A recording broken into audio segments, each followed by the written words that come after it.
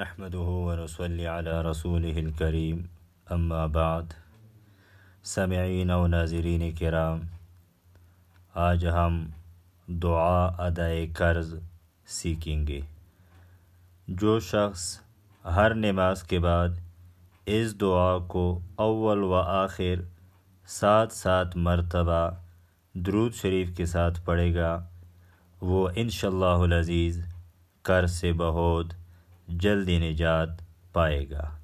وہ دعا یہ ہے: بسم اللہ الرحمن الرحیم، اللہم انی اعوذ بک من الخزن واعوذ بک من العجز والکسل واعوذ بک من الجبن والبخل وأعوذ بك من غلبة الدين وقهر الرجال، اللهم إني أعوذ بك من الخزن وأعوذ بك من العجز والكسل وأعوذ بك من الجبن والبخل وأعوذ بك من غلبة الدين وقهر الرجال۔